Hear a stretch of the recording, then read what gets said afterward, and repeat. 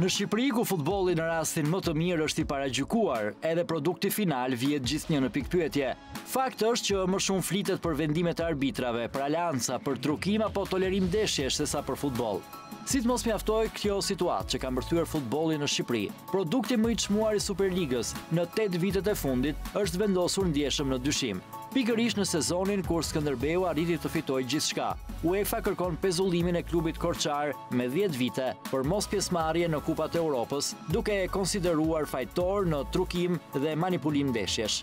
Në këtë çështje kaq të prekshme, FSHF nuk mund të qëndronte në heshtje, por përpjekja e tyre për të dënuar Skënderbeun rezultoi një fluskë e madhe, pasi gjykata e arbitrazhit sportiv i dha të drejtë klubit korçar, duke i rikthyer titullin kampion të sezonit 2015-2016. Skënderbeu mban peng jo vetëm imazhin e futbollit shqiptar, por dhe të ardhmen e disa ekipeve si Kuksi.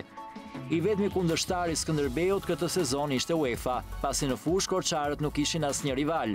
Titullin kampion për herë të 8 në histori nuk u vendos kurrë në diskutim. Skënderbeu tashmë është një çështje që i përket klubit korçar dhe UEFA-s, ndërsa FSHF duhet të bëjë gjithçka është e mundur për t'i rikthyer besueshmërinë garës. Plaga më e madhe e këtij sezoni ishin arbitrat. Situata u bë aq e rëndë sa ishte e vështirë të gjejë një skuadër e cila qoftë edhe një herë të vetme nuk kishte shpallur një arbitër non grata.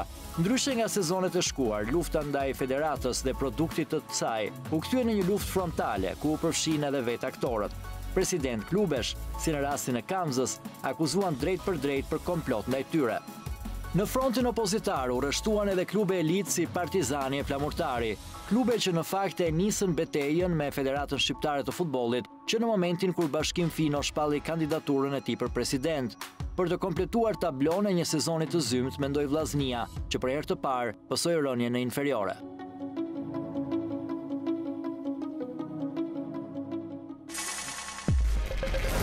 Përshëndetje dhe mirëmbroma të nderuar miq, mirë se vini si çdo të diel në Fair Play.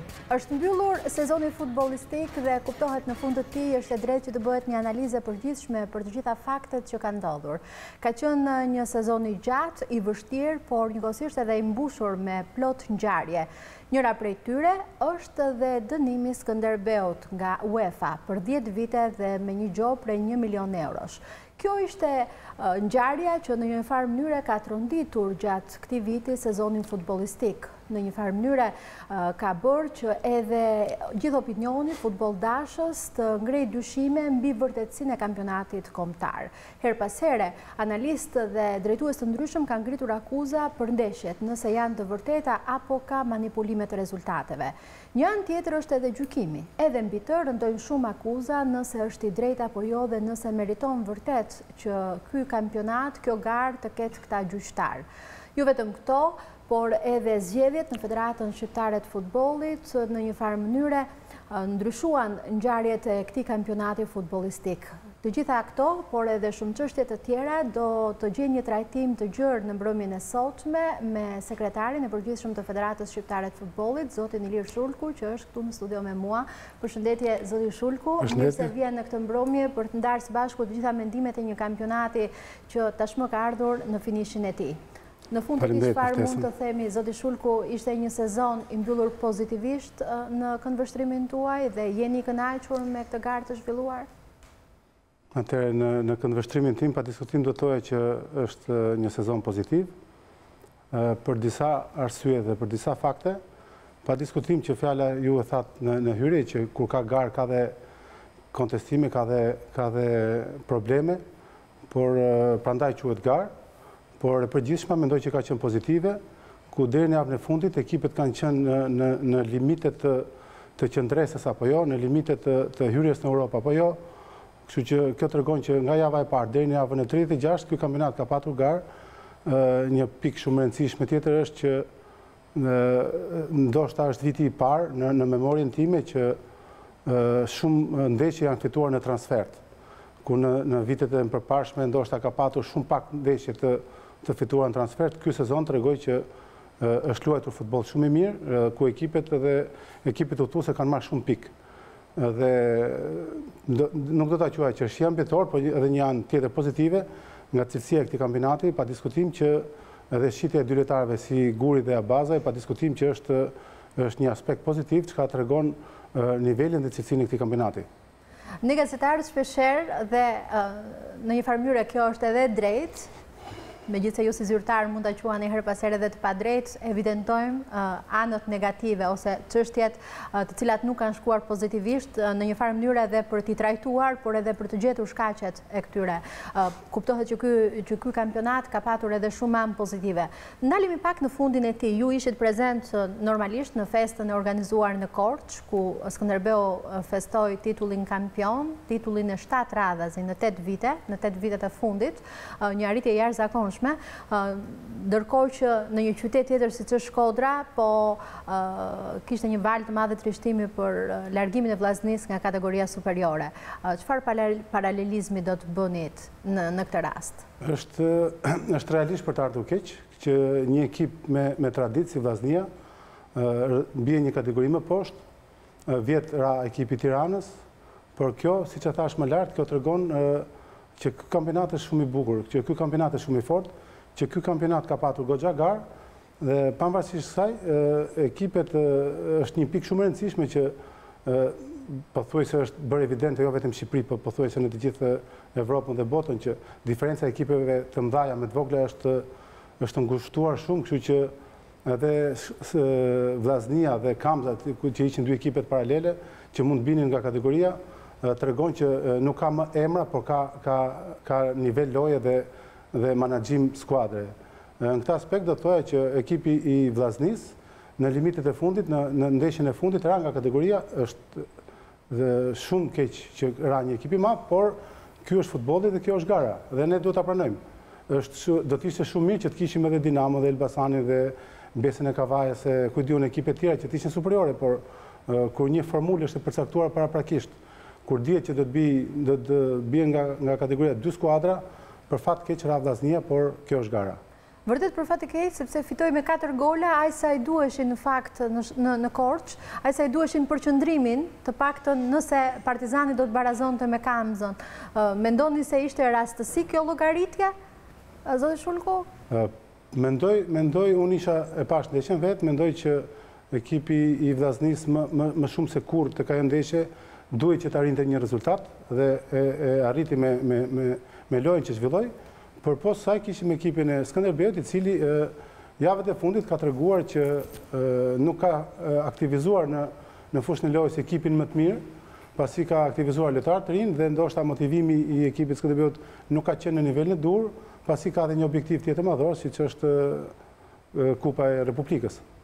Patjetër, duke u ndalur tek Skënderbeu, në 8 vite 7 titull kampion, një performancë e jashtëzakonshme, të paktën në futbollin këtu, në futbollin kombëtar, por edhe një arritje e jashtëzakonshme në fazën e grupeve të Europa Ligës. Vërtet në garën e kampionatit Skënderbeu është i fortë, i padiskutueshëm, apo janë rivalët dobët që nuk e konkurrojnë dot? Jo, siç e thatë dhe ju, është realisht këto vitet e fundit Skënderbeu ka patur diferencë me ekipet e tjera, ose ndoshta jo të gjitha vitet, por në disa vite, siç ishte edhe ky sezon, ka patur diferencë, kjo për shumë arsye.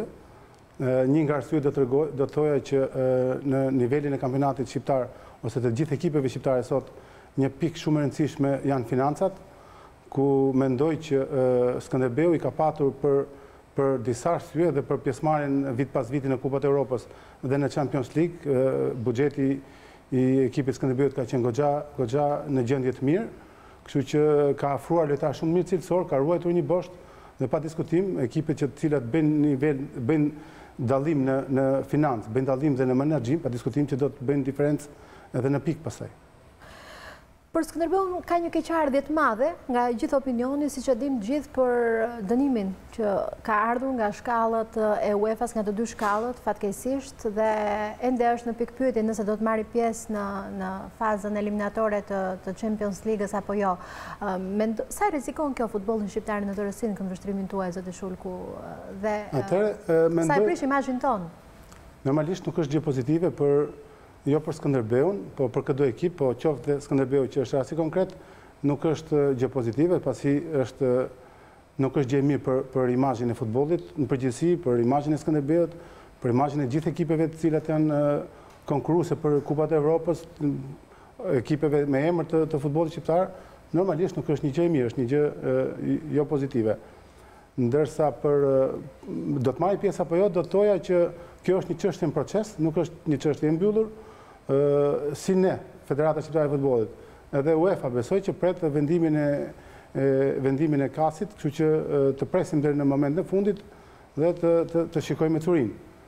Një gjë do të theksoja këtu që të paktën sa dim ne nga sa di unë dhe besoj edhe ju të gjithë bashkë, që dënimet e UEFA-s zakonisht kanë qenë edhe me shumë pak herë me dënimet të një klubi, por në shumë raste kanë qenë me dënime lojtarësh apo pjesëtarë stafesh, dhe ndoshta kjo është edhe keqardhje që ekipi Skënderbeu është dënuar vetëm si klub dhe jo individ.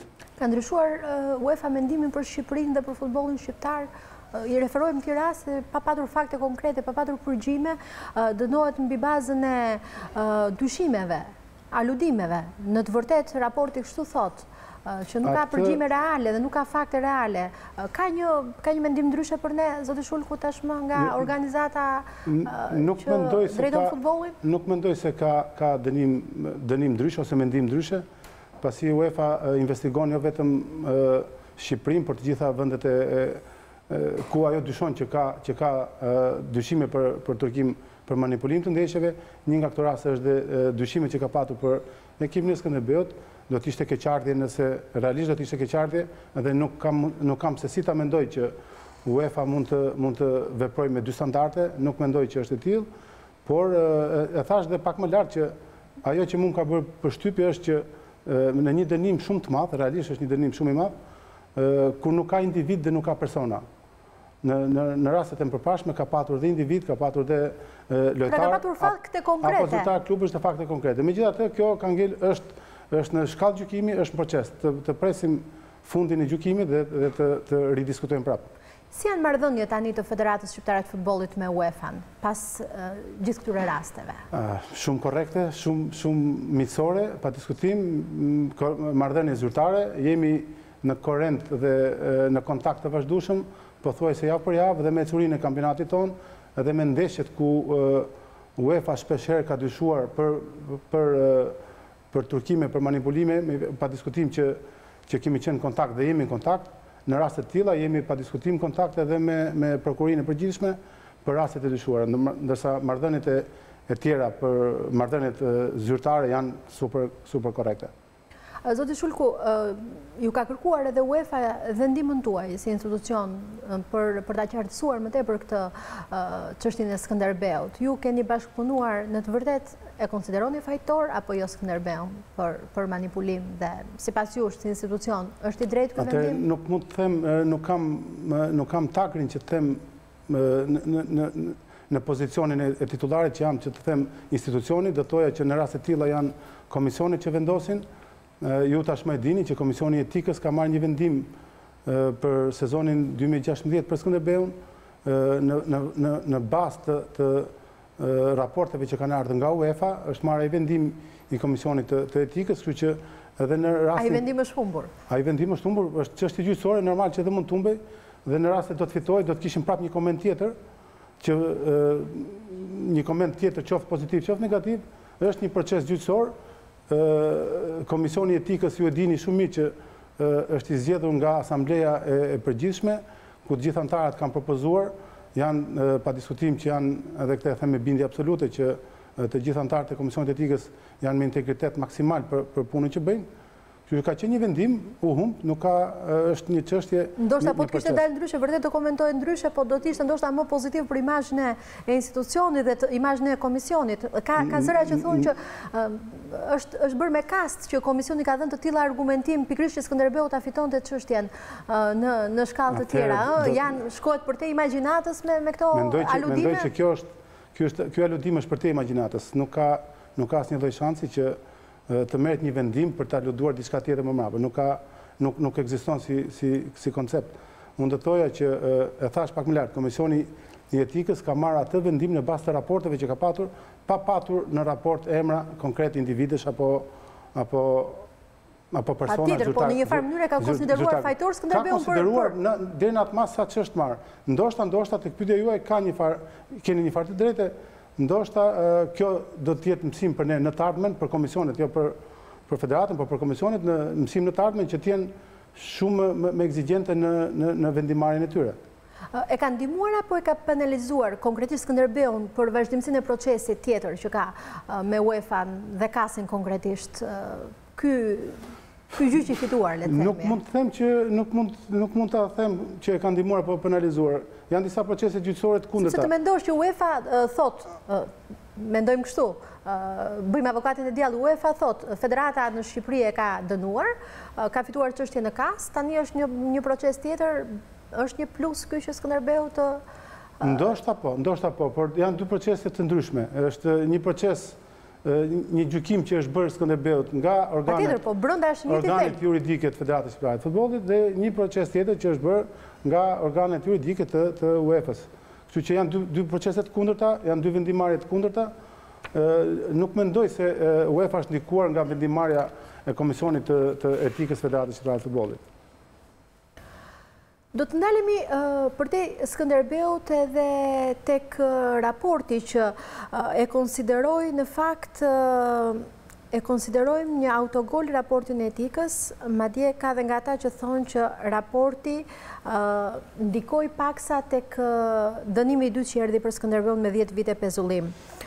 Është krijuar një paragjykim në fakt zoti Shulku që Skënderbeu e favorizon Skënderbeun, disa thonë që federata e favorizon Skënderbeun, shumë veta mendojnë që federata është në krah të skuadrës së Skënderbeut. Në një farë mënyrë bën gabim që në raporte të tilla të jetë në krah të Skënderbeut, por ka edhe nga ata që mendojnë që federata luan një lojë të dyfisht. Madje e ka bërë këtë gjyqin e etikës për t'i thënë UEFA-s që ja, Skënderbeu dënua këtu në Shqipëri dhe nuk ka nevojë që të vazhdohet me këtë proces atje.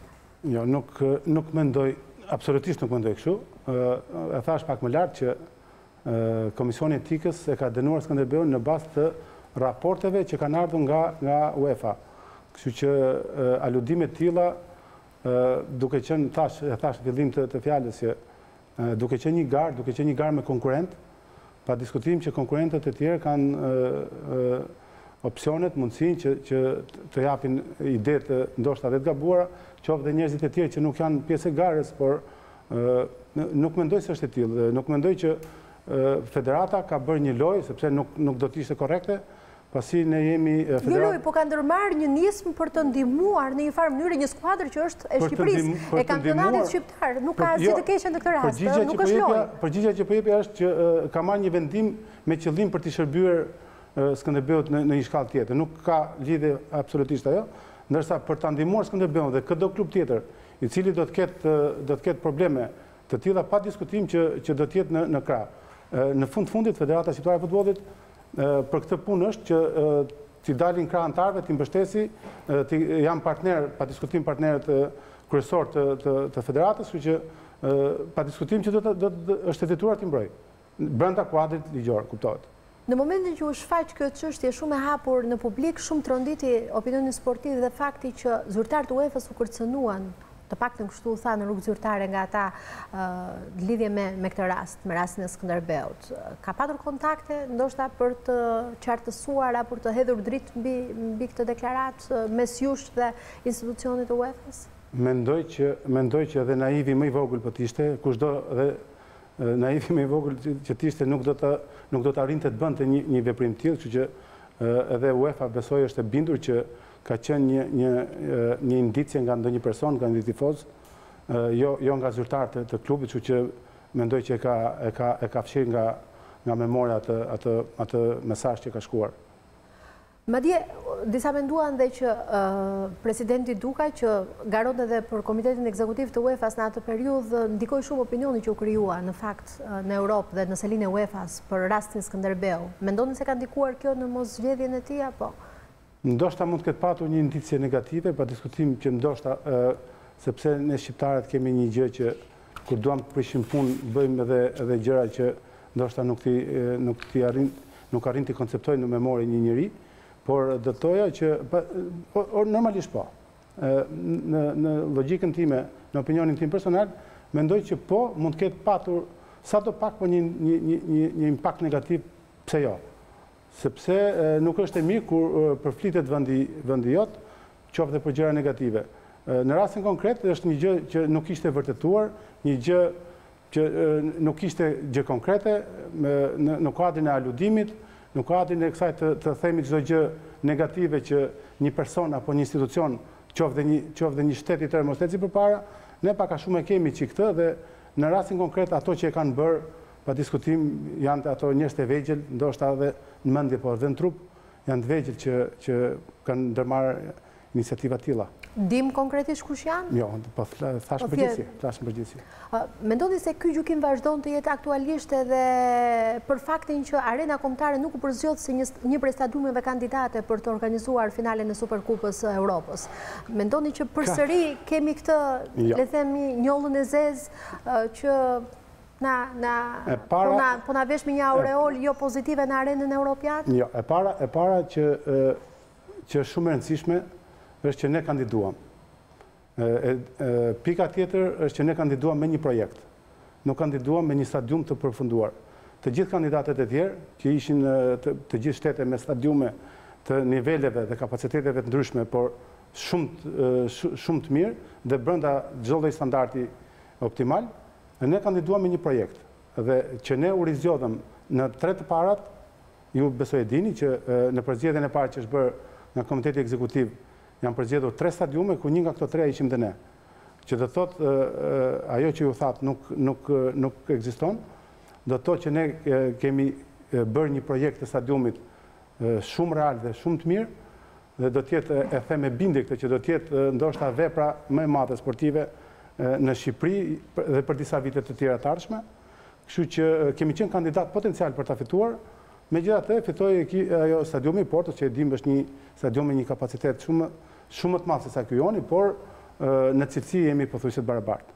Kjo do të thotë që kemi shanse reale që të konkurrojmë sërish dhe të mund të fitojmë. Pa diskutim që po. Është në një farë mënyrë një premtim i federatës në këtë mandat për të sjellë një finale të tillë? Ne faktikisht kishim shpresë se do ta fitonim këtë radhë, për këto arsye që thash, por megjithatë jemi kandidati potencial që radhën e ardhshme besoj që do ta fitojmë. Të shpresojmë. Rikthehemi zoti Shulku me bisedën tonë tek fundi i kampionatit, tek ndeshja që u përfol shumë Skënderbeu Vllaznia, rikthehemi edhe një herë mendimeve apo gjykimeve të ndryshme rreth garës në kampionat. Kishte keqardhje në institucion edhe për faktin që presidenti i Federatës ka deklaruar shpeshherë që është tifoz i Vllaznisë për largimin e Vllaznisë nga Superliga? Mendoj që është keqardhje për Vllaznin. Nuk ma ha mendja që ka ndonjë tifoz futbolli, një sportdashës i cili nuk i ka ardhur keq që ekipi i Vllaznisë ra. Nuk mendoj që ka patur një tifoz vjet, kushdo që merret me futboll, që ekipi i Tiranës ra nga kategoria. Nuk mendoj që ka patur ndonjë tifoz para disa vitesh kur ekipi i Partizanit ra nga kategoria. Edhe kështu me radhë ekipi i Elbasanit, ekipi i Besës, që e thash dhe pak më lart. Kjo që është vërtet keqardhje shumë e madhe që ky ekip ra, por kjo për ligj dhe tregon atë që unë thash që ky kampionat ka patur një garë dhe garë të ndershme. Dhe nëse do të ishte pa ndershme nuk do të binte Vllaznia. Kjo tregon që ka patur një kampionat me garë deri në fundit dhe verdikti sportiv rrëzoi ekipin e Vllaznisë. Në një farë mënyrë edhe ju e përmendët shumë skuadrat e elitës futbollit shqiptar që kanë zbritur nga Superliga, pra nga elita e futbollit në një kategori më poshtë. Po humbet në një farë mënyrë tradita zoti Shulku në kampionat apo e tillë është kjo garë? Nuk mendoj që po humbet tradita, pasi këto ekipe të gjitha e thash që të mbash një ekip në nivele të larta, duhet kesh buxhete dhe duhet kesh dhe cilësi, të kesh dhe ekip, të kesh dhe lojtar. Dhe këto ekipe që më thash që kanë rënë nga kategoria, duhet të kenë buxhete, duhet të kenë infrastrukturën e nevojshme, duhet të kenë administratën e nevojshme për të ardhur lart. Kështu që vërtet na vjen gjithve keq ekipi i Vllaznisë ra, por unë jam i bindur dhe besoj gjithë janë bindur që e ka potencialin e dur dhe potencialin e nevojshëm, qoftë administrativ, qoftë financiar, që të ngrihet vitin e ardhshëm. Gjithsesi, një kampionati si kampionati shqiptar që zhvillohet mes 10 skuadrave do ta ndjejë mungesën e Vllaznisë, siç ndjeu vjet për shembull mungesën e Tiranës, mungonte derbi Tirana Partizani, mungonin shumë sfida të rëndësishme. Parashikojmë një sezon po aq të bukur, kthehet Tirana, kuptohet që fillon një tjetër rivalitet, po pesha e Vllaznisë do ndihet. Besoj. Pa diskutim që po. Pa diskutim që do të ndjehet pesha e vitet e fundit në fakt. Pa diskutim që u ndje pesha e Tiranës vjet, e cila është mos bëjmë histori tani, po e dim vlerat dhe historikun e Tiranës, kështu që pa diskutim që kushdo ekip i madh që i mungon kategori superiore, ndjehet, por ekipet e mira, stafet e mira, presidencat e mira tregojnë që me një vit rënje din të ringrihen. Rëndësishme është që të gjesh forca për të ngritur dhe unë besoj që vllaznia do t'i ketë. Zoti Shulku, qëndrojmë pak tek Tirana, që gjithmonë edhe kur nuk është në Super League, prodhon të lajm gjithmonë pjesë e studiove televizive për të diskutuar dhe trajtuar. Tirana, pavarësisht se zbrit një kategori më poshtë, pati një sezon të mirë për sa i përket rezultateve të arritura, fituese e kupës, fituese e Superkupës, pjesëmarrjen në Europa League, edhe pse në fakt një pjesë të ardhurave nuk i mori dot për shkak se nuk ishte në rregull licencimi, nuk u licencua pra nga institucioni i futbollit. Përse kjo çështja e licencimit është gjithmonë një problem në fillim të kampionatit? Përse nuk bëhet në fund të kampionatit që dhe skuadrat me organizimet për sezonin e ardhshëm të kenë të qarta gjërat, nëse licencohen apo nuk licencohen dhe ta dinë, nëse nuk mund të licencohemi, atëherë nuk harxojmë apo nuk bëjmë projekte për të marrë pjesë në Kupat e Europës. Më duket me drejtë kështu që dhe skuadrat kenë një projekt më konkret. Nëse flamurtari për shembull nuk arrin dot të licencohet, atëherë pse duhet të investojë 1 milion euro në skuadër të bëhet gati për Kupat e Europës ku në fund nuk mund të marrë pjesë? Besoj e dini tashmë është bërë publike në faqen e federatës, ekipet të cilat janë licencuar dhe ekipet të cilat nuk janë licencuar për UEFA. Ka disa kritere dhe ekipet që nuk janë licencuar nuk kanë plotësuar një ose dy nga kriteret që duhet plotësohen dhe nuk kanë marrë licencën nga komisioni përkatëse. Pa diskutim që vitin që në fillim të sezonit që vjen, do të ketë dhe kjo është një nga pikat dhe për vitin e ardhshëm, për sezonin e ardhshëm dhe në vazhdim, jo se s'ka qenë, por që do të jetë shumë pikë fort licencimi i klubeve në disa kritere. Siç thash, kriteri financiar, kriteri infrastrukturës, kriteri administratës dhe kështu me radhë. Kështu që në fillim të sezonit ka filluar tashmë Komisioni i Licencimit në Federat, ka filluar që sot, që flasim disa ditë përpara, ka filluar punën për të plotësuar dokumentacionin, duke e çuar të gjitha shkresat klubeve për të plotësuar këto kritere dhe të kenë një deadline shumë të afërt për plotësimin dhe dhënien e licencës ose jo të çdo klubi. Si është situata tani te Tirana në dyert e institucionit të futbollit, zoti Shulku? Rikthimi në Super League nisi menjëherë dhe me çështjet muzaka, duk sikur nuk u shijua as titulli kampion në kategorinë e parë nga skuadra bardhë dhe blu. Sa do penalizohet Tirana nga ky rast apo besoni që do gjendet një marrëveshje? Atëherë në dijenin time di që Tiranës ju e dini tashmë që janë hequr 3 pikë nga klasifikimi i sezonit që u mbyll. Dhe në dinin time di që presidenti Halili ose drejtuesi i klubit Tiranës dhe Muzaka janë ulur dhe janë duke gjetur... Kanë biseduar, po, dhe nga një kontakt që kam patur duke gjetur një marrëveshje. Halili më konfirmoi që e kanë arritur marrëveshjen bashkë me Spal. Do të jetë shumë e mirë nëse do ta kenë arritur marrëveshjen, sepse ndoshta nuk do të ngarkohet ekipi i Tiranës si të paguajë një shumë të madhe direkt, por do ta paguajë me këste. Paktën në ndjenin time, kështu e di dhe unë që kanë gjetur një marrëveshje dhe do të ishte në të mirë të Tiranës, sepse nuk do të kishte penalitete të tjera. Në raport me institucionin çdo gjë është në rregull? Në raport me institucionin çdo gjë është në rregull, pasi të gjitha ato detyrime që ka patur i ka shlyer dhe mendoj që tani që flasim është okay. Flamurtari, një nga skuadrat që shpeshherë le të themi ka qenë skuadra më rebele këtij kampionati, në rang drejtuesish apo dhe mëtej, edhe nga federata në rang penalizimi, po të marrim parasysh komisionet e disiplinës, Flamurtari shpeshherë i penalizuar, fusha e dënuar, nuk ka rëndësi që të diskutojmë këtu me të drejtë apo pa të drejtë, sepse kjo nuk është një çështje që ndoshta ju përket juve në mënyrë të drejtë. Jo, jap dhe përgjigje nëse duhet. Duhet? Po, nëse duhet të më jap dhe përgjigje. Po, duhet përgjigje, nëse e keni ju një përgjigje të tillë. Jo, jap një përgjigje, pa diskutim që po, sepse nuk mendoj se ka qenë ekipi penalizuar, pasi fusha Flamurtarit është dënuar pasi me që mbaj mëntun është paralajmëruar disa herë dhe mbas disa paralajmërimeve është marrë një masë për dënimin e fushës pa tifoz ose në fusha asnjanse. Por i njëjti standard është përdorur me të gjithë klubet. Është dënuar fusha Partizanit, është dënuar fusha e Tiranës, është dënuar fusha e Kukësit, e Skënderbeut, e Vllaznisë dhe kështu me radhë. Nuk mendoj që ka patur disnivele në dënime. Pasi me atë shprehjen që thuhet shpesh në studio që po zbrazën stadiumet, komisionet kanë qenë shumë të vëmendshme në paralajmërimin të disa herë të rasteve dhe pastaj është dalur një vendim më të madh. Kështu që Flamurtari ka qenë në këtë vazhd dënimesh. Administratori flamurtarit, zoti Idrizi, shpeshherë ka lëshuar akuzat të drejtë për drejta, qoftë për gjykimin, por qoftë edhe qëndrimin që ka mbatur Federata Shqiptare e Futbollit në raport me klubin flamurtari. Cili është reagimi juaj? Për qëndrimin sapo e thash, nuk ka patur dhe nuk ka, s'ka pse të ketë qëndrim të Federatës kundra ekipit flamurtarit apo kujdo klubi tjetër, pa diskutim që jo. Ndërsa për gjykimin është gjë tjetër. Nëse mund të flasim më vonë, po për kontestimin që ka patur presidenti flamurtarit, ndoshta ndonjë rast dhe me drejt, po në shumicën e rasteve me pa drejt, është problem i një drejtuesi klubi, i cili ndoshta ky është mendim personal që ndoshta her pas here për të mbuluar ndonjëherë dhe gabimet brenda ekipit mundojnë ta gjejnë fajin diku tjetër, qoftë për një gjë shumë të vogël. Po themi kot, qoftë për një fall, për një ence të padhëna, për një penallti të padhënë ose të marrë në favor të një ekipi tjetër, aludohet sikur çdo gjë ka ndodhur me qëllim dhe këtu u shkatarua klubi dhe kështu me radhë. Nuk mendoj se jemi në këto nivele. Jo, krahasimi në fakt më tepër është bërë për faktin që klubi flamurtarit edhe në periudhën zgjedhore për krerët më të lartë të Federatës Shqiptare të Futbollit ishte kundra rizgjedhjes së presidentit aktual Duka dhe kjo konsiderohet si një hakmarrje e Federatës për klubin flamurtarit në mënyrë të veçantë. Nuk do ta quaja fjalën kundra sepse mendoj që dhe këtë kam bindje që çdo kandidat për president pa diskutim që duhet të ketë mbështetjen e klubeve e drejtuesve të klubeve, sepse pa diskutim që në fundit janë ata që votojnë. Kjo e thënë më shkoqë në mënyrë të hapur, qoftë dhe në mënyrë të fshehtë, por gjithmonë të jetë fair play. Nuk ka rëndësi se kush e mbështet një kandidat.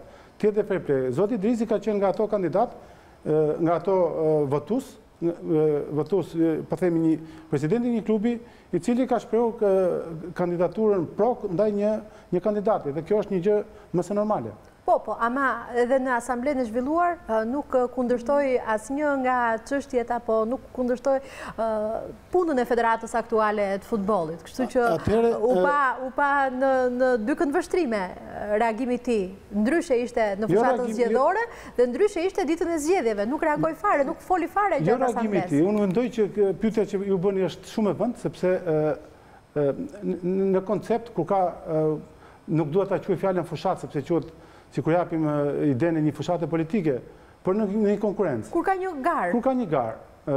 Mi ishin 3 kandidatë dhe ka një garë. Pa diskutim njëri nga kandidatët, ndoshta edhe në studion tuaj dhe në studiot tjera, ose përfaqësues të kandidatëve, kanë aluduar me nuk do të thuaja fjallën rrenë, se ndoshta do ishte fjallë dur, po me gënjeshtra absurde, për shumë stratosferike, cilat nuk janë koncepte të bugjeteve të federatës apo të futbollit shqiptar. Gjithmonë mendoj që kur vjen fjala për ta thënë zërin e tyre në asamblenë e përgjithshme për të votuar bugjetet dhe projekt bugjetet, bugjetin e vitit që u mbyll dhe projekt bugjetin e vitit që vjen, dhe kur nuk ka asnjë lloj kontestimi, kjo do të thotë që ajo i ngel vetëm fjalës në tojza fushat. Do ta quaja politike, po jo, nuk ka pse ta quajmë politike, se në fakt nuk ishte politike, ishte një garë. Ishte një garë për futbollin. I ngel në kuadrin vetëm të garës, që do të thotë të gjitha këto që janë thënë gjatë fushatës kanë qenë vetëm për të bërë një bum mediatik.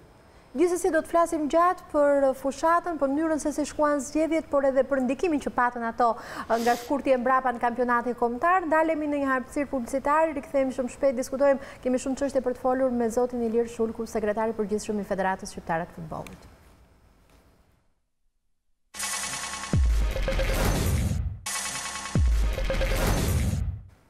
Rikthehemi pas publicitetit, ju kujtoj që jemi live në News24, por ju mund të na ndiqni edhe në live stream në faqen tonë në Facebook Fair Play nga Enkeleida Zeko, në balkanweb.com, në News24 Albania. Mund të regjistroheni në faqen tonë të YouTube-it për të ndjekur të gjitha programet e Fair Play. Çdo gjë është live në News24, prandaj ju kërkoj të bëheni pjesë e këtij programi.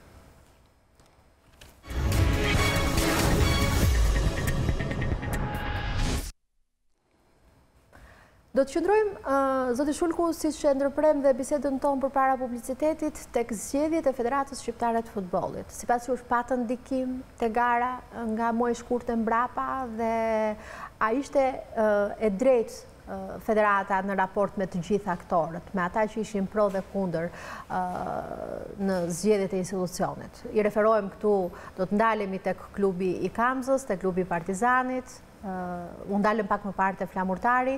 Si ishte federata në raport me këto klube, le të themi të konsideruara si kundërshtar? Kamza është një histori tjetër që do ta diskutojmë ndoshta pak më gjatë. Mendoj që dhe kjo është më së vërtet që nuk ka patur asnjë lloj ndikimi, gara ka vazhduar normalisht, nuk mendoj që ka patur ekipe të cilat para apo mbas zgjedhjeve ka patur ndikim në ecurinë e garës. Gara ka qenë një proces tjetër, me ecuria e gara zgjedhore, ndërsa gara e futbollit ka qenë një gjë tjetër dhe mendoj që ndoshta do të po të hym te ky term që Partizani apo Flamurtari, apo një ekip tjetër që ka qenë pro apo kundër kandidatëve për president, kanë patur ndikime pozitive ose negative nëpërmjet federatës në garë. Nuk është absolutisht e vërtetë. Në rastin konkret Partizani, një klub që e shpalli hapur kundërshtinë e tij për drejtimin aktual të federatës dhe ishte një mbështetje hapur edhe për kandidatin tjetër Bashkim Fino gjatë procesit zgjedhor të muajit shkurt. Shpeshherë mendon që federata është kundër pikërisht për këtë fakt dhe që Partizani është jashtë objektivave me të cilat nisi sezoni, një pjesë të fajit ja vendose dhe qëndrimit që ka mbajtur institucioni i futbollit Karshiti. Sa po e thash, është kategorikisht e pavërtet, nëse Partizani dhe çdo klub tjetër e mendon një gjë të tillë, faktet janë reale, nuk mendoj që ka ndonjë ekip i cili sepse këtu shpesh herë ludohet me gabimet arbitrare në një ndeshje apo me favoret arbitrare në një ndeshje tjetër. Unë mendoj që Partizani nuk ka patur penalitete nga gjykimet në garë, sikurse nuk e mohoj faktin që mund të ketë patur penalitete, sikurse mund të ketë patur dhe favorizime nga gabimet njerëzore të arbitrave. Dhe jam i bindur, besoj janë gjithë bindur që Partizani realisht është në atë vend, çka ka dhënë fushën e lojës ato pika. Ka ndonjë keqardhje për Partizanin e gjithë këtyre sezoneve me shumë investim, zoti Shulku, dhe mos arritjen e objektivave asnjëherë, si një ish i Partizanit, si një lojtar i Partizanit dhe i kombëtares, po që ka një karrierë shumë të gjatë në atë skuadër dhe konsiderohesh pjesë e tyre, apo jo? Ka një dyzim tashmë si zyrtar dhe si një ish i Partizanit. Jo, e them pa doreza fare, nuk ka problem në raport të zyrtarit, sapo e thash, ndërsa në raport të ish lojtarit, në raportin personal, të ish lojtarit Partizanit, të ish kapitenit Partizanit, të ish lojtarit kombëtares dhe kështu me radhë, nuk është se jam shumë i afërt që ta di se si funksionon nga brenda klubi, por në konceptin tim personal mendoj që të paktën ndoshta këto vitet e fundit ka patur ndoshta një nga pikat e dobta të Partizanit ka qenë ndërhyrja e shumë faktorëve në ekip, shumë faktorëve të drejtues, do të thoya, të stafit drejtues, pasi në ekipet e tjera ku ka më pak, ka një presidencë dhe ka një drejtor teknik dhe një staf teknik, një staf më të vogël dhe më konkret në menaxhimin e lojës dhe të resurseve tjera, kanë qenë më rezultativ. Ndërsa tek Partizani ndoshta kjo shtrirja shumë e madhe duke marrë ndoshta edhe emra të mëdhenj, duke bërë një grup sot, duke formuar një grup dhe nesër duke harxhuar financa, nesër duke mos pasur rezultate, duke hequr, duke ndruar her pas here stafet, qoftë teknike dhe qoftë drejtuesit të klubit, pa diskutim që nuk do të japë atë rezultatin e dur. Dhe ndoshta mendoj që kjo ka qenë një nga pikat e dobta. Një pjesë e madhe e klubeve, le të themi gati gjysma e klubeve, shpeshherë janë ankuar gjatë kampionatit për gjykimin kundër. Asnjëherë nuk deklarojnë që gjykimi ishte pro dhe është normale kjo gjë. Nëse do të marrim në të rësi gjithë këtë sezon që u mbyll zoti Shulku, si do ta vlerësonit ju gjykimin që është bërë nga ky sektor, por dhe nga arbitrat në mënyrë të veçantë? Atëherë do të thoja pa ndrojtje, do ta thoja që nuk është se ka qenë një nga sezonet pozitiv në aspektin e gjykimit, ka është një sezon i cili ka patur probleme arbitrare, ka patur probleme në gjykim, ka gabuar arbitrat në disa ndeshje. Me fjalë janë raste evidente, janë raste të dukshme ato që unë flas që kanë gabuar, por duke i marrë në përqindje në favor apo disfavor të klubeve, mendoj që kanë qenë pothuajse të shtrira në mënyrë të barabartë, pasi atë që thash më lart që thash dhe për Partizanin dhe për Flamurtarin, po e them për gjitha ekipet, nga gabimet njerëzore të arbitrave, nuk mendoj se ndonjë ekip ka rënë, ka marrë zonën e UEFA-s, apo ka një pozicion të pamerituar. Çka kanë dhënë fushën e lojës, ata kanë qoftë nga gabimet në atë renditje janë.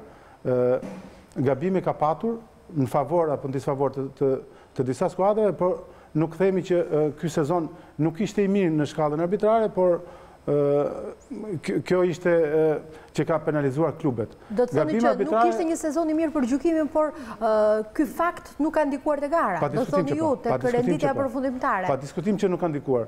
Dhe nuk them që ky ndoshta nuk është nga sezonet më të mira të arbitrave, dhe nuk është se do të mbyllet. Gabime arbitrare ka patur, ka dhe do të ketë.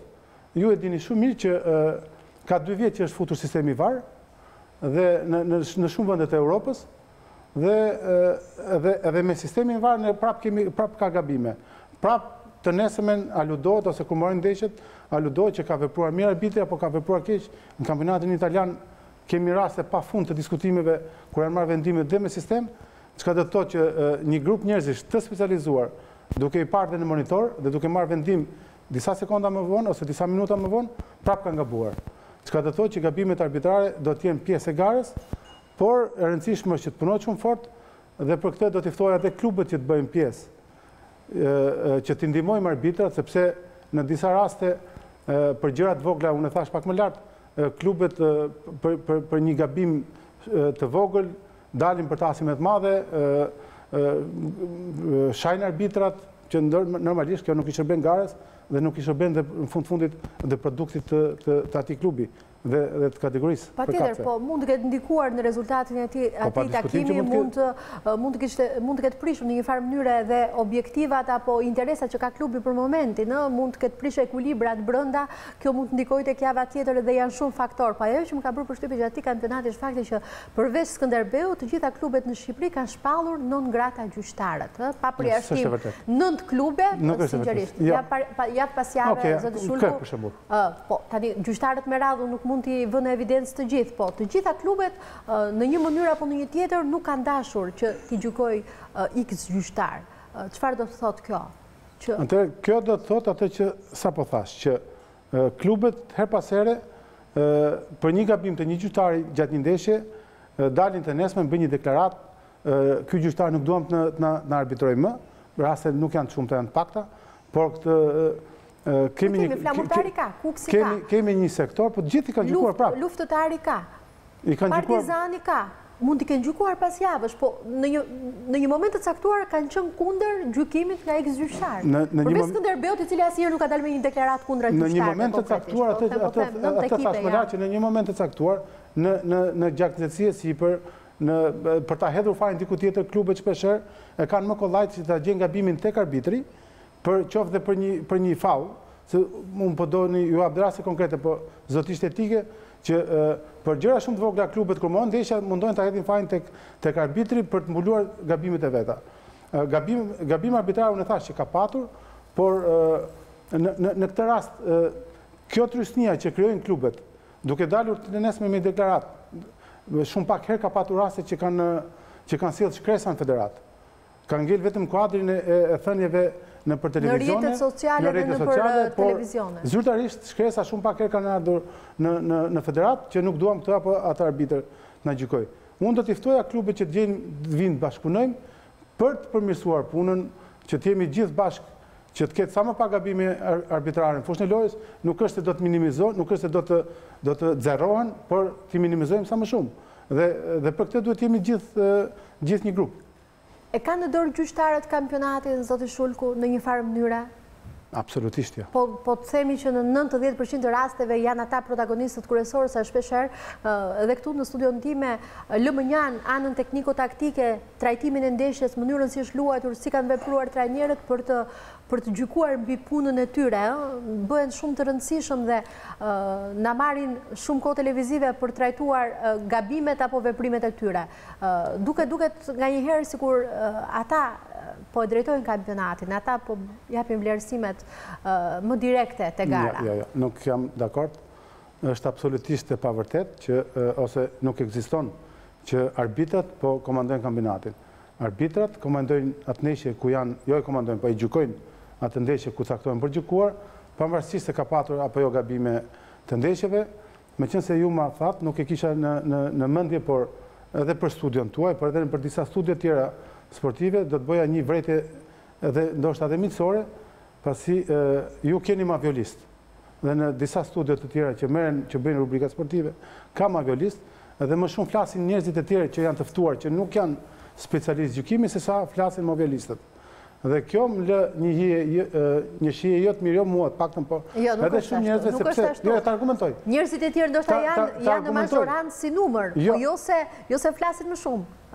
Specialisti i gjykimit jep mendimin e tij profesional dhe pastaj trajtohet, mund të jenë dakord ose jo me mendimin e tij. Po sepse asnjë nga ato nuk është e detyrueshme që të asnjë nga ato njerëzit e tjerë që janë në studio nuk din asnjë nen të rregullores lojës, asnjë nen sepse kur është apo nuk është penallti. Din ta vlerësojnë. Nëse është apo jo. Se elementët për penallti di t'i vlerësoj kushdo dhe një tifoz i thjesht. Jo, atëherë kur ka penallti bardhëzi thuhet, kur ka penallti bardhëzi që është më së dukshme, nuk ka asnjë lloj diskutimi, gjithë themi penallti. Në një vendimmarrje, në një fraksion sekundi, kur një arbitër, e kam dëgjuar shpesh herë në studion tuaj, kur një arbitër ka marrë një vendim dhe dy veta andaj nga krau thonë nuk është penallti, dy veta tjetër thonë është penallti. Specialisti i gjykimit jep një verdikt. Edhe këtu vazhdon diskutohet po ky rast. Edhe 20 minuta tjera ka unë thelbi, sepse fleta i burë ati lartë. Gjyqtari merë vendimin edhe pas i ka parë pamjet pas varit dhe përsëri ka diskutim në për studiet televizive. Imagjino kur gjyqtari në Shqipëri nuk e merë vendimin shumë shpejt. Doja thoja këtë, që nisa me thënë që...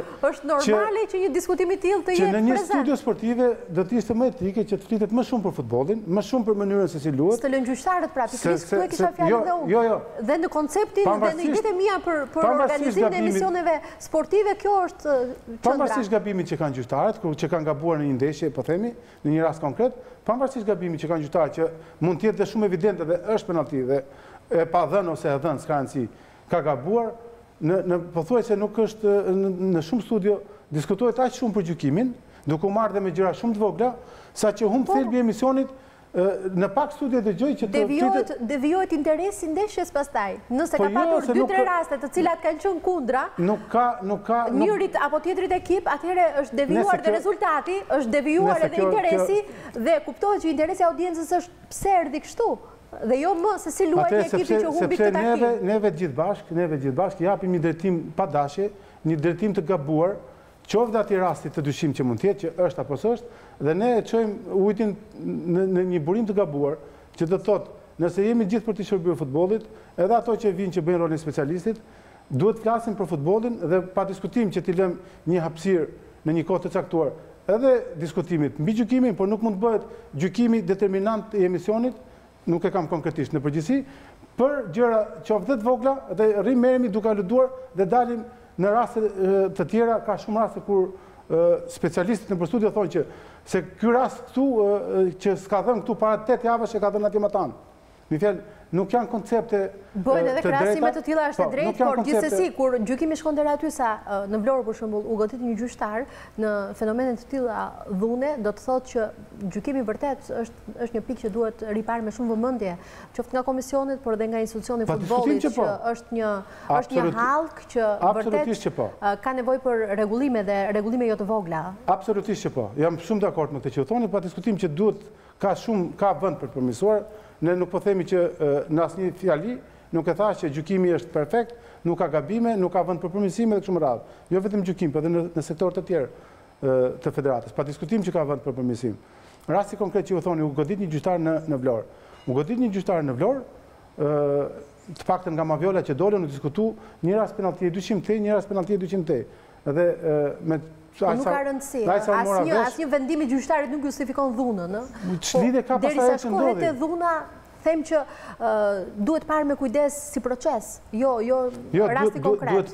Duhet parë me kujdes, okej, shumë dakord ajo që ju thoni, por duhet parë me kujdes sepse është ajo që thash, në një klub, jo flamurtari konkretisht, pothuajse në gjitha klubet tona, për ta hedhur fajin diku tjetër, për të mbuluar gabimet, ndoshta gabime të menaxhimit të klubit, gabimet të financave të klubit, për mos detyrime ndaj lojtarëve, për mos dhënie rrogash, dhe të mundohemi të gjejmë që themi thojza që ne po na dëmton federata, kur nuk ka asnjë lloj indicie dhe faktet konkrete tregojnë që javë pas jave ai klub nuk ka asnjë lloj penaliteti. Nuk ka pse të ketë penalitet. Të luaj futboll, të japi fushën e lojës maksimumin dhe të marri atë çka meriton. Dhe shumë herë ne mundohemi ta gjejmë gabimin diku tjetër dhe të gjejmë armiq. Të gjejmë se kush po na sulmon. Ndërkohë që kjo duket si ëndër pastaj, kur morën kampionati. Marrëveshjet e klubeve në vetvete, federata është jashtë apo brenda, le të themi, këtij sistemi? Ka vërtet marrëveshje, zoti Shulku, mes klubeve? Shpeshherë ka akuza të drejtë për drejta për këtë fakt. Nuk e di nga buron pyetja, por nuk e di që të ketë marrëveshje midis klubeve për fjalën, e keni fjalën për tolerim. Për tolerim. Nuk e besoj dhe nuk e mendoj që duhet të ketë marrëveshje ose që ka marrëveshje. Nëse do të dinim, pa diskutim që do të ishin pjesë e komisioneve, nëse do të dinë të tjerët, pa diskutim që duhet të vinë të ankohen, duhet të vinë të bashkëpunojnë me federatën, me komisionet e federatës, që t'i luftojmë këto fenomene. Për shembull, një prej presidentëve në garë, president, në fakt ai është bashkë drejtues i klubit Kamsës, është kryetari i bashkisë Kamsës, zoti Xhelal Msiu, shpeshherë ka parashikuar ndeshje të ndryshme të kampionatit dhe realiteti është që në opinionin sportiv nuk janë marrë si parashikime të thjeshta skedinash, apo se ai ka qelluar në shenjë për të gjetur një rezultat në kampionat. Ka qelluar në shenjë sepse ka parashikuar që këto klube mes njëra tjetrës kanë vendosur diçka, pra kanë patur një marrëveshje paraprake për ndeshjet.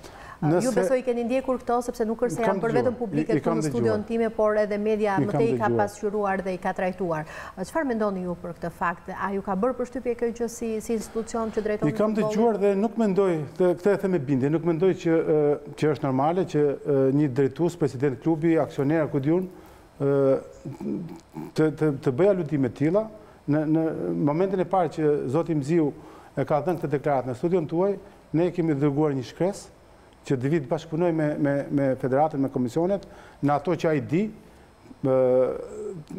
të ndihmoj në procesin e të dhënave që ka, dhe të bëj pjesë e ndihmës, dhe nëse do të ishte e tillë, nëse do të kishte fakte pa diskutim që jo edhe për te komisioneve të shkonin edhe më lart dhe në prokurorinë e përgjithshme dhe të merreshin masa federata, masa sportive dhe organet e tjera, masa të tjera. Nuk mendoj që ka dhe unë nuk e di që ka shprehur, ose të paktën dhe jutja kishit bërë si pyetje, që ju ka bërë federata një ftesë, pse nuk bashkëpunoni me federatën? E kam bërë, këtë pyetje patjetër se dhe nuk ka planuar të vi, tani nëse ngel në kuadrin e një fjale, të thënë këtu që po themi që nesër do fitoj filan ekip, do fitoj Barcelona. Vllaznia në Korç, deklaroi përpara 2 javësh në studion time zoti Mziu, dhe vërtet vllaznia fitoi në Korç me 4 gola diferencë, aq sa i duheshin për të shpëtuar mbijetesën. Në rast se Kamza do të barazonte me Partizanin, se në rast se Kamza do të humbiste me Partizanin, pastaj Kamza automatikisht do të ishte. Unë e thash më lart që motivimi i skuadrës Skënderbeut, pavarësisht rezultatit 1, 2, 3 apo 4 gola, motivimi i Skënderbeut në të gjithë ndeshjet e fundit nuk ka qenë real. Jo real, nuk ka qenë motivimi i Skënderbeut edhe për hir të formacionit, edhe për hir të kësaj që e kishte siguruar kampionatin, nuk ka patur motivimin e dur. Nuk bën përshtypje fare rezultati vllaznisë, i shkakton humbjen më të madhe Skënderbeut, skuadrës kampione që nuk e ka mundur askush aq thellë, dhe ta mundi skuadra që bie nga kategoria. Ka një disbalancë, pavarësisht se Skënderbeut nuk ka luajtur me skuadrën e parë. Jo, Skënderbeut nuk ka luajtur me skuadrën e parë, se isha prezant e parë. E thash, unë mendoj që pavarësisht tek deklaratat e detyruesve të Skënderbeut ndeshje mbas ndeshje që ne kemi kupën, por ajo automatikisht përqendrimi i lojtarëve, qoftë dhe i stafit, kur ti ke lëshuar në një X kohë të kampionatit, disa javë përpara, që mos përdor një shprehje tjetër, por që ti e ke shkrehur kampionatin, ekipin dhe mundosh ta mbledhësh në një ndeshje, është shumë e vështirë. Sepse Skënderbeu të përkojnë gjërat kaq perfekt, zoti Shulku? Jo, nuk është perfekt, unë po them që Skënderbeu kishte lëshuar 4 gola diferencë, nuk është perfekt? Është perfekt. Jo, mund të ishte edhe 6, mund të ishte edhe 6, mund të ishte edhe 3. Nuk është, mendoj se ka një gjë të goditur te ky sens. Skënderbeu luajti me atë ekip që ka luajtur. Pra këtë nuk është se gjeti zoti Mziu, kjo dihej që vllaznia do fitonte 5-1. Që do fitonte 5-1 në Korç? Që mund të humbte Skënderbeu, ndoshta edhe dje, ndoshta edhe s'dje. Ishte një situatë këtë që po themi, që mund të fitonte Partizani, ndoshta dje, ndoshta s'dje me Kamzën. Ishin rezultate ku dy ekipet kundërta kanë motivime shumë të kundërta. Skënderbeu e ka motivimin në shkallën pothuajse minimale, Vllaznia e ka në shkallën superiore. Dhe prandaj bën këto diferenca në fushën e lojës. E njëjta gjë ndoshta ka ndodhur tek Partizani me Kamzën. Apo jo, aty ku luajti po prap zoti Mziu. A fitoi Kamza me Partizanin? Po, fitoi. Ishin të njëjtat nivele, të njëjtat motivime skuadrash. Ndoshta jo. Ndoshta po, sepse Kamza synonte qëndrimin në Superligë, ndërsa Partizani nuk ishte objektiv. Po, unë them diferenca e golave dhe llogaritja e golave në një mënyrë shumë perfekte për llogaritet e të kampionatit është e fjala. Nëse është e tillë, pa diskutim që nëse ju e aludoni këtë që është një rezultat i goditur, edhe do të kemi indicje ose komisionet do të merren pa diskutim që do të bëhet pjesë e komisionit. Do të bëhet pa diskutim pjesë. Zoti Mziu ma deklaroi që nëse vërtet Vllaznia do të fitojë në Korçë, ishte fjala një ditë përpara, 2 ditë përpara se të zhvillohej ndeshja, madje në ditën e diel, ndërkohë që java e fundit u zhvillua të mërkurën, do të bëjë një shkresë në UEFA, tha ku do të denuncoj paravendosit e rezultateve pikërisht nga skuadra e Skënderbeut.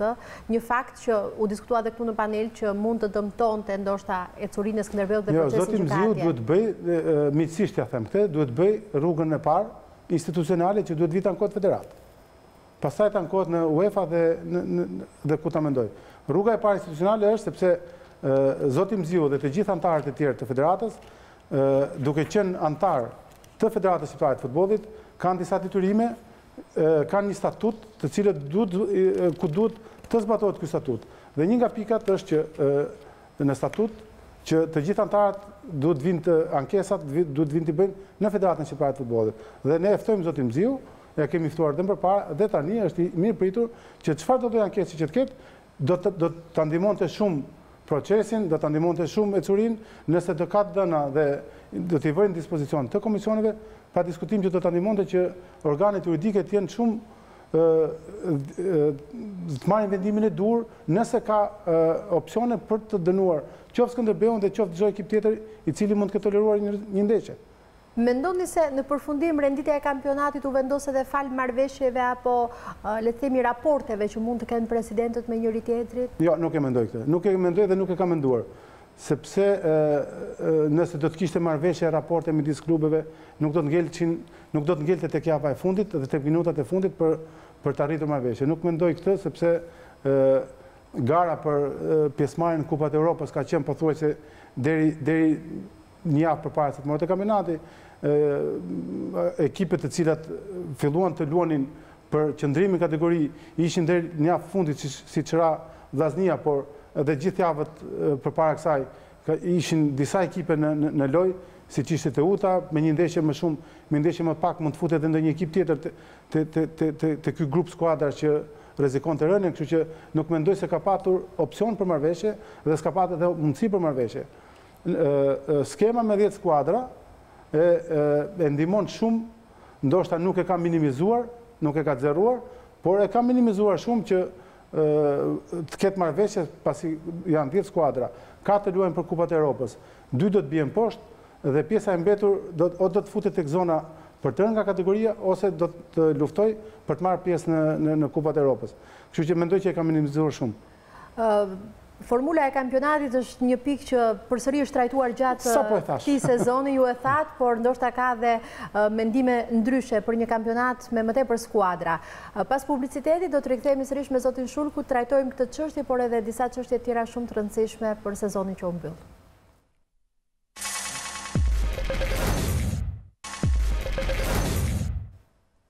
Rikthehemi në studio, ju kujtoj që jemi live në News24, por ju mund të na ndiqni në live stream edhe në faqen tonë në Facebook Fair Play nga Enkeleida Zeko, në balkanua.com, në News24 Albania, mund të regjistroheni në faqen tonë të YouTube-it për të bërë pjesë të gjitha programeve të Fair Play. Çdo mendim dhe reagim juaj në lidhje me temat që trajtohen në Fair Play, ju bëm prezent në çdo të diel në programin tonë.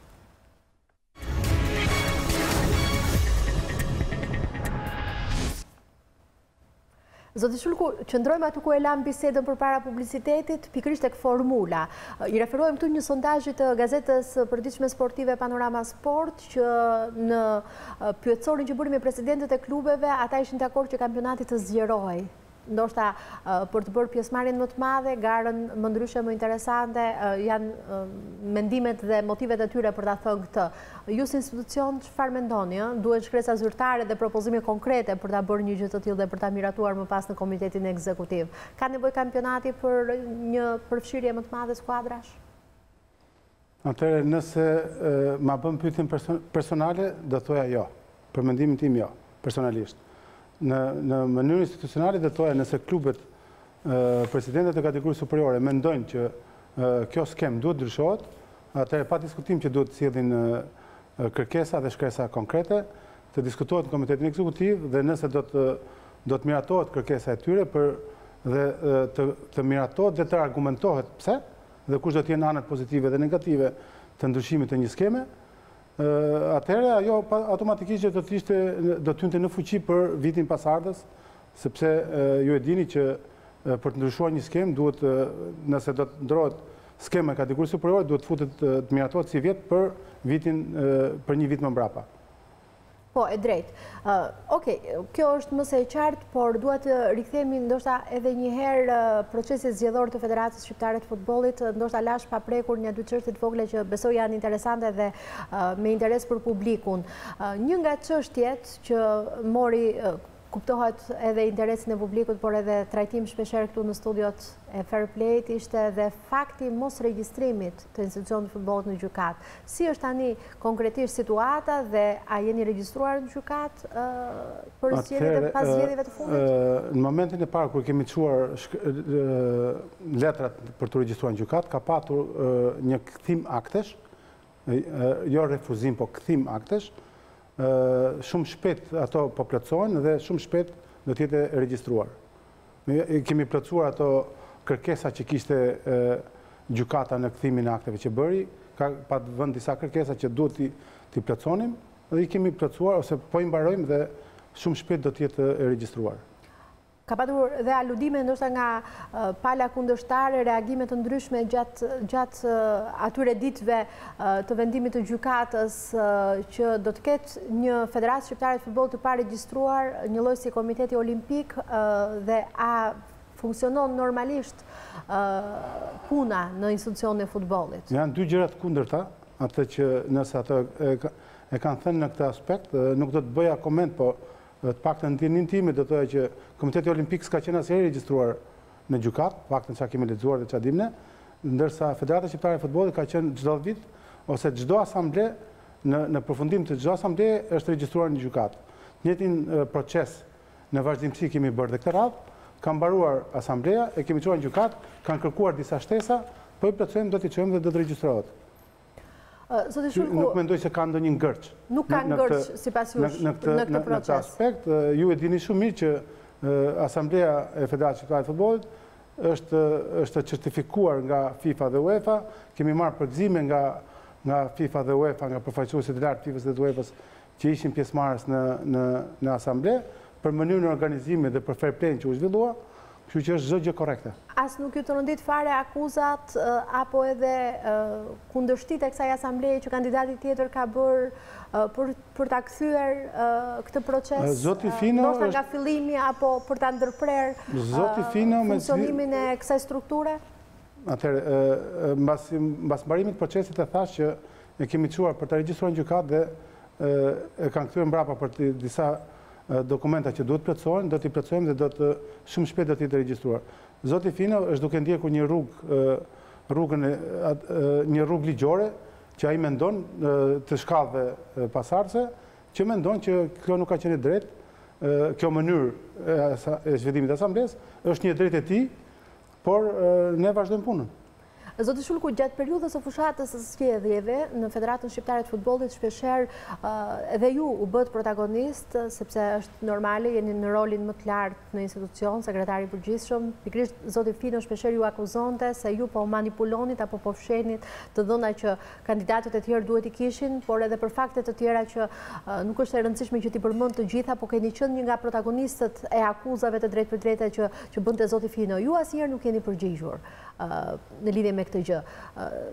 Sot, pas kalimit të kaq shumë kohëve nga ai proces zgjedhor, çfarë do të thoshit në lidhje me këto akuza? Do të thoja këtë që në pamje të jashtme asamblea duket si një mbledhje ku vinë disa kandidat, vinë disa antar, ngrenë dorën, votojnë ose ka kundërshti, por nga ana administrative është një ndërmarrje shumë e madhe e cila do një organizim shumë perfekt, sidomos në asamblea zgjedhore, ku ka të bëjë dhe me çështje dokumentacionesh.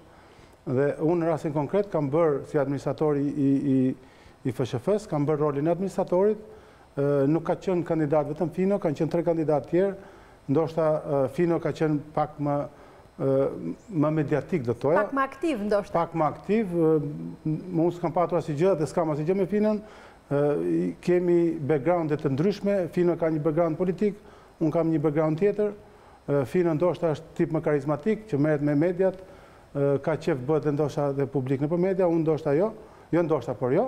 Unë jam marrë vetëm me anën administrative të procesit, dhe besoj se kam administruar shumë mirë, pavarësisht kundërshtive që kam pasur antarët. Kam qenë koshient dhe koherent me çdo kërkesë brenda rregullave që më përcakton statuti, që t'jem me të gjithë antarët. Nuk kam shkelur në asnjë moment asnjë pikë rregullore apo statuti ndaj asnjë kandidati. Kështu që prandaj kam parë të arsyeshme që mos i përgjigjem qoftë zotit Fino, qoftë ndonjë kandidati tjetër. Unë jam përgjigjur vetëm në mënyrën shkresore. Statuti më thotë që duhet bëj administrimin e zgjedhjeve dhe unë kam bërë administrimin e zgjedhjeve.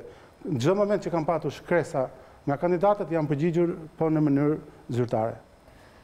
Ka patur ndoshta edhe nga ata që pas procesit zgjedhor kanë ndryshuar mendim në lidhje me votën që kanë hedhur për Federatën Shqiptare të Futbollit në zgjedhjet e 7 shkurtit. Një nga këto ishte edhe kandidati Mziu që deklaroi që ishte pikërisht kandidati Fino, duke qenë pjesë e Partisë Socialiste që e detyroi të votonte kandidatin tjetër Armand Duka, nëse dhe jo se vërtet besonte tek platforma e tij apo se ai mund ndryshonte diçka më tej në futbollin shqiptar. Si e mendoni këtë fakt apo dhe reagimet të tjera që mund të vinë tani mbrapa pasi zgjedhjet kanë përfunduar nga aktorë të ndryshëm? Nuk mendoj që jam unë personi që duhet i përgjigjem kësaj pyetje, por në logjikën time do të thojë që vota ka qenë personale ose vot e një klubi, e një asambleje të një klubi, të cilët kanë zgjedhur një person për të votuar, kanë rënë dakord për të votuar personin i cili ka patur platformën më të mirë. Mendoj që zgjedhja e presidentit Duka nga votuesit, duke qenë se ishte një numër i konsiderueshëm, i kam besuar projektit dhe vazhdimësisë së projektit Duka, kështu që dëshirat e më pasaj janë qefmbetje momentale, ndoshta, nuk e di, ndoshta dalim tek ajo që ne tham pak më lart që për gjërat vogla ne bëjmë aludimet mëdha. Ka patur dhe nga ata që nuk e kanë pritur mirë rizgjedhjen e Dukës, deri aty sa u bën dhe protagonist. I referojmë deputetit Erion Braçe dhe çakmakut të tij që u bën një objekt diskutimi jo të vogël në një periudhë të caktuar. Prandaj është e bukur zgjedhja kur ka kandidat dhe kur ka shumë kandidat dhe kur ka rivalitet. Dhe unë mendoj që se po flas, nuk më takon ta them, po mendoj që ishte një garë shumë e mirë, ishte një garë me goxha rivalitet. U administruar në mënyrë perfekte nga ana administrative, fitoi kandidati më i mirë, përderisa them kandidati më i mirë, përderisa votat e treguan këtë, ndërsa persona të tjerë, tifoza, në përshkallë stadiumesh, në për qytete ndryshme, që janë të kënaqur apo janë pak kënaqur, kjo është gjë tjetër. Me atë çakmakun, dihet çfarë u bë zoti Shulku? Me atë çakmakun që u trajtua? Me çakmakun nuk jam unë antar komisioni, por di që në raportet e zyrtarëve të ndeshjes ka patur kanë klikuar për Komisionin e Disiplinës, duke shkruar që një nga personat që rrinë në tribunën VIP të klubit Partizani, si që ishte zoti Braç që ka goditur me çakmak. Dhe për këtë, me sa di unë, është marrë një mas për klubin, me gjopë, ndoshta nuk e mbaj mend të saktë. Por me qenë se më bërë pyetje, do thoya që nuk është korrekte nëse është reale, nuk është korrekte që sidomos nga tribuna VIP ne të ndodhen incidente. Jo për rastin Partizanin, por për çdo lloj rasti tjetër. Sikurse edhe rasti i Vlorës, ose në çdo stadium tjetër ku mund të ndodhin episode, incidente negative në dëm të garës, nga persona të veshur me imunitet, nga persona zyrtar klubesh, ne jemi munduar me masa ose komisionet të minimizojnë në përshkallët e stadiumit në përpjesë të tjera ku rrin publiku i gjerë, jo më të na vi nga tribuna VIP. Qëndrojmë pak te kategoria e parë e futbollit, lihet për në fund se ka më pak rëndësi se superiorja dhe problematika që ajo prodhon, por jo se ka më pak rëndësi për nga pesha që zë një hapësirë shumë të madhe dhe një shtrirje gjeografike shumë të madhe në Shqipëri, aty ku luhet futboll, bëhet një garë, fitohet një trofe, por dhe aty ka problematika, dhe aty ka kontestime, ka shpeshherë dhe aty dhunë, ka dhe aty vendime arbitrare të gabuara. Si do ta vlerësonit këtë sezon të kategorisë së parë të futbollit, zoti Shulku? Mendoj që një sezon pozitiv. Pse? Jo e dini tashmë që ka disa vite është ndarë kategoria e parë, është ndarë në dy grupe për hir të largësisë gjeografike që ka Shqipëria, është ndarë në dy grupe. Si vjet edhe sezoni që u mbyll, edhe një vit përpara, disa nga ndeshjet kryesore të dy grupeve jepen live në televizion dhe kjo besoj që e ka ndihmuar shumë cilësinë dhe nivelin e kategorisë parë. Kemi patur pothuajse në të dy grupet pothuajse çdo vit konkurrencë maksimale, por i qëndroj besnik asaj që thash, fjalisë që thash më lart që në klubet të cilët kanë buxhete të mira dhe stafe të mira, pa diskutim që bëjnë diferencën me ekipet e tjera. Mendoj që kanë ardhur dy ekipe në kategorinë superiore, të cilat do të jenë vlerë për kategorinë superiore. Shitja disa lojtarëve të rëndësishëm, sikur i dha një potencë ndryshe, sikur i dha një imazh ndryshe Superligës shqiptare, Kristala Bazaj, por edhe Guri, dy lojtarët që i dha bukuri kampionatit me performancën e tyre tashmë do të luajnë jashtë Shqipërisë. Kjo është një gjë pozitive, por kuptohet edhe një dëm për kampionatin ton, për vlerat që mbartim. Këtu kemi shumë të tjerë si Gavazaj, Lilaj, apo dhe ndonjë lojtar tjetër që presin ndoshta të bëjnë atë kapërcimin e madh. Më duket se kemi arritur në standardet, megjithëse shumë pak klube bëjnë këtë, Skënderbeu, luftëtari apo dhe ndonjë tjetër, kemi arritur në standardet që një pjesë e klubeve ta shikojnë futbollin edhe si një mënyrë përfitimi dhe si një mënyrë zhvillimi, të vlerësojnë këta talente, të punojnë me akademitë dhe të prodhojnë që dhe të mund të fitojnë. Si e shikoni këtë qëndrim të disa klubeve dhe zhvillimin që ato kanë marrë? Mendoj që është një zhvillim pozitiv. Ndoshta vitin përpara nuk kemi patur ose klubet nuk e kanë parë këtë sy, ndërsa tashmë mendoj që një indicje të gjithë klubeve i ka dhënë Skënderbeu, ku e dim që ka shitur disa lojtarë dhe ka patur të përfitimet të mira financiare, dhe në këtë vash po hyn dhe klubet e tjera, si rasti Gurit dhe Abazaj, pa diskutim që është një potencë e cilësisë të kampionatit shqiptar, ikin dy nga lojtarët më të mirë, më cilësor të kampionatit shqiptar, por kjo do të thoja që pa diskutim duhet i vëri klubet në Shina që të punojnë shumë me moshat e vogla, të punojnë shumë me akademit, të nxjerrin sa më shumë talent, sepse në fundit klubet për këtë ekzistojnë, për të rritur cilësinë e futbollit dhe për të rritur të minimizojnë shpenzimet duke përfituar një ardhur kryesore, është pa diskutim dhe qitja e lojtarëve. Klubi Kuksit dhe klubi i Skënderbeu që ka shitë Abazaj, kanë përfituar goxha dhe shitja e këtyre dy lojtarëve është në nivele shumë të mira, gjithmonë për klubet shqiptare. Duke ditur buxhetet që kanë klubet shqiptare, klubi i Kuksit, nga përfitimi që do të marri nga qitja e Gurit, është një ardhur goxha i mirë. Ndoshta klubet po e kuptojnë mësimin se si duhet vepruar dhe se si duhet fituar nga futbolli, por nga ana tjetër pjesëmarrja në ligat e Europës është një pikpyetje që ngrihet përpara zhvillimit të ndeshjeve të para kualifikuese për skuadrat tona, dhe në rast se Skënderbeu nuk do të marrë pjesë në këtë aktivitet, mendoni se do të kemi një ecuri pozitive si të paktën në këto vitet e fundit, zoti Shurku, me gjendjen e skuadrave që kemi, ju e njihni shumë mirë kampionatin, e njihni shumë mirë potencialin e Kuksit, luftëtarit, apo Laçit, apo Partizanit, apo skuadrave që do të marrin pjesë në këtë kompeticion. Mendoni se do të bëjmë një hap të madh cilësor këtë vit? Mendoj që po, pavarësisht përpos kësaj, sepse duket sikur do ta ludojmë, sikur në do ta bënim logjikën nëse Skënderbeu do i konfirmon me potencialin e tij që mund të ketë sukses. Po qenia e Skënderbeut në Kupat e Evropës pa diskutim që është një imazh shumë i mirë për futbollin shqiptar, për Skënderbeun dhe për gjithë klubet shqiptare. Unë mendoj që të gjitha të 5-6 klubet të cilët kanë konkuruar për të marrë pjesë në Kupat e Evropës, siç është rasti konkret i Partizanit, i Laçit, i Gjirokastës dhe i luftëtarit dhe i Kuksit. Pa diskutim mendoj që të gjithë kanë potencën, të gjithë kanë potencialin e nevojshëm për të përfaqësuar drejtësisht në Kupën e Evropës. Rasti i Kuksit do thoja, ju e dim të gjithë tashmë që Kuksi pothuajse çdo vit që ka marrë pjesë në Kupën e Evropës, ka kaluar dhe ture dhe është mësuar me pjesëmarrjen në Kupën e Evropës dhe me kalimin e tureve. Laçi gjithashtu, Partizani gjithashtu, luftëtari që ndoshta e ka për herë të parë, por mendoj që ka një ekip shumë kompetitiv dhe do të përfaqësojë drejtësisht. Mendoj dhe shpresoj që të jetë një paraqitje pozitive e klubeve shqiptare. Zoti Shurku, meqense i zëuruam pothuajse të gjitha temat lidhur me kampionatin dhe zhvillimin e futbollit kombëtar këtu, them se qershia mbitore në fund të kësaj interviste, të këtij bashkëbisedimi, është kombëtarja.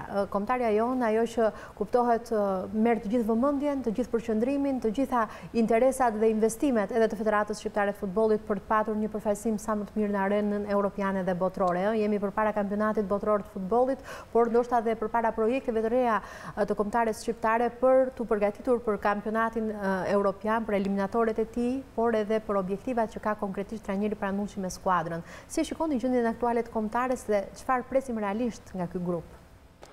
Po të bëja një analizë pak të shkurtër, do thoya që erdhëm nga një pjesëmarrje europian, që ishte arritja më e madhe e futbollit shqiptar, dhe automatikisht kur arrihet një stad i lartë është vështirë që ta ruash. Dhe mendoj që mbas Europianit ra disi motivimi i skuadrës, nuk kishim ato që nuk po jepnim atë cilësi loje, ndoshta edhe për shumë faktorë kjo, dhe një nga më të rëndësishmet është kjo që sapo unë thash. Mendoj që ndrimi i trajnerit, ardha e Panuçit, duke ditur që është një trajner i cili është goxha kërkues dhe ka filluar dhe një farë inovimi tek skuadra. Dhe pika më e rëndësishme që në këtë proces të tanishëm do thoya që është evidentimi i talenteve të rinj që po me moshë të re që po afrohen tek ekipi kombëtar, pa diskutim mendoj që do të jetë një ecëri pozitive. Dhe duke llogaritur këtu dhe jo duke llogaritur, por duke bashkuar dhe idetë dhe objektivat që ka federata, ku tashmë e thash dhe më lart që është rritur pjaca dhe quhet dështim ose disa njerëz e quajnë ndështim, ku ne dolëm vend tret, ku ishte Spanja, Italia dhe Shqipëria, dhe ndoshta disa njerëz me shikim të vogël e quajnë ndështim që ne nuk morëm pjesë në që nuk kaluam. Ajo ishte pak kundërshtueshme, zoti Shurku, ka pasur dhe njerëz të tillë. Por ndoshta ideja ishte që po të mos kishim gabuar me Italinë, ndoshta mund ishim ne në vend të dytë dhe ndoshta nuk do të kishim bërë atë gabim që bëri Italia, kjo mund të kishte shkuar ndryshe.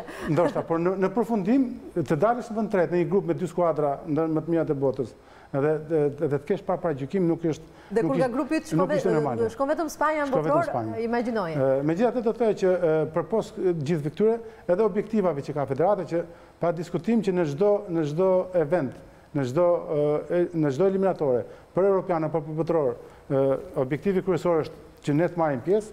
Kemi kaluar atë stadin ku ishim të vendi i fundit, i parafundit e kështu me radhë. Tani duhet jemi gjithmonë pjesëmarrës dhe mendoj që me grindin që ka trajneri, me objektivat që ka federata, me rinovimin e brezit dhe me prurjen e talenteve, mendoj që do t'i arrijmë këto objektiva. Në fakt, kam parë që Panucci dhe në grumbullimet që ka bërë me lojtarë të ndryshëm, shikoj shumë që investon më tepër apo ka një prioritet apo ka një përparësi për të ndërtuar një skuadër ofensive. Çfarë mendoni ju për këtë ndryshim taktik që mund të sjellë ky trajner në kombëtaren e së ardhmes apo në kombëtaren që do të jetë në garë në eliminatorët e Europianit? Ja, unë mendoj të paktën se e di se jam pothuajse pjesë e brendshme, do të thoya që ka një mënyrë alternimi ofensive dhe defensive, për ndoshta kjo gjithmonë se ka dy pika të rëndësishme në futboll që për të bërë lojë ofensive duhet të kesh lojtarë për ta bërë dhe për të bërë lojë defensive po e njëjta gjë. Unë mendoj që trajneri Panucci është munduar të alternojë shumë mirë, pavarësisht ideve që trajneri ka, që është ndoshta nga trajnerët i cili luan në mënyrë më ofensive. Dhe mendoj që me elementet që po afrohen dhe që janë dhe që po afrohen skuadër, me pak kohë do të jemi një ekip shumë i mirë dhe patjetër konkurrues. Po më duket sikur në një farë mënyrë po vazhdon të ndiqet rruga që nisi te Bjazi, po vazhdohet në ato shina, nuk është se po zhbohen gjërat, po nisin gjëra apo le të themi teori të tjera nga fillimi. Kjo do të thotë që po vazhdon një punë e shtruar më parë, nuk është se Panucci ka ngritur strategji të tjera pune. Normalisht që po, sepse